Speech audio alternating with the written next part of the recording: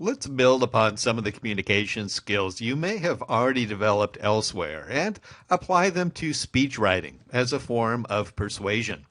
Many of the same techniques and tactics in preparing the written word apply to the spoken word as well, formulating and delivering a message that connects with the mindset and aspirations of your audience. And we'll wrap this video up with tips for preparing a brief elevator speech that you might spontaneously use to persuade a single person at a moment's opportunity. A little later in this video, you will find a number of resources with tips on how to improve your speech writing and delivery skills. Among these useful tips are to prepare yourself thoroughly in advance. So many fears about public speaking can be overcome simply by knowing so well just what it is you want to say and keeping your focus on just how you might benefit your listeners with your message. Keep your message simple. Don't overreach into areas beyond your expertise. Project enthusiasm and keep control of your pacing and interactivity with the audience. And remember, so much of effective communication rests not in the exact words that we are saying, but in just how it is that we say them. Try to keep some spontaneity to your speech, reacting to audience cues. Either rely on bullet point notes or memorize your speech in advance so your eyes are on the room, not on a script. Keep your hands out of your pockets, your stance steady, and your gestures under control. Let each member of the crowd feel you are talking directly to them.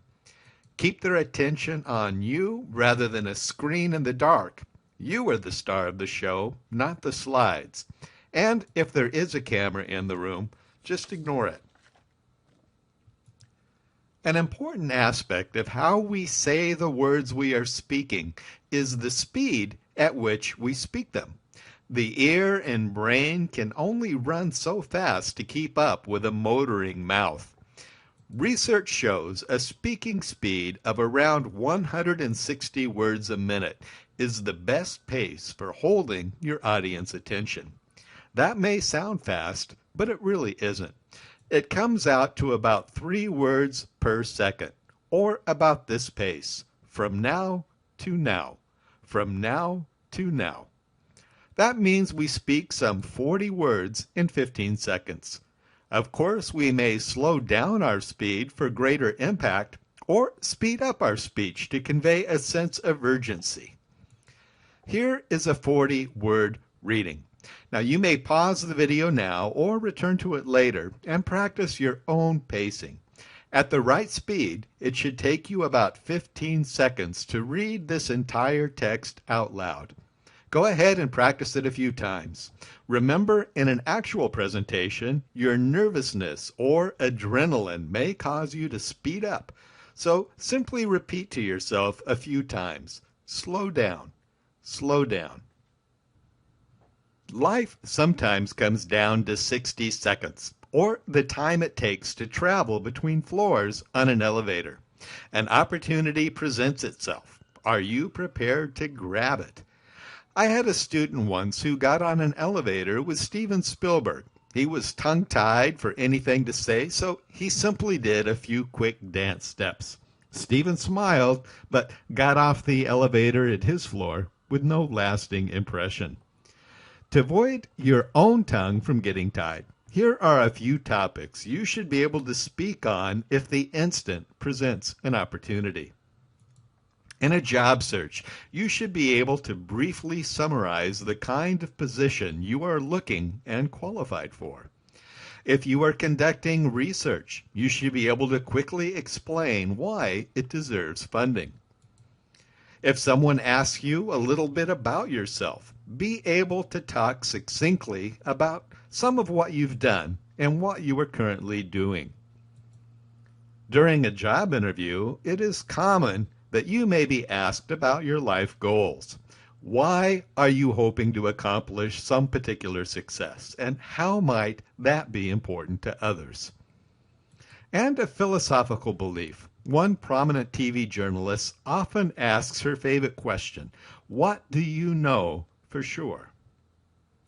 There are many useful YouTube videos on how to prepare an elevator speech if you search for a little bit, so I won't repeat those here.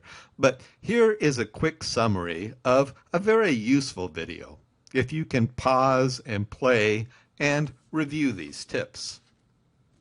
In such a short amount of time as 30 to 60 seconds, you won't be able to cover many points, so make sure you keep a focus on your message with succinct talking points such as who you are, what you've done, what you can offer, and most importantly, how you can help your listener.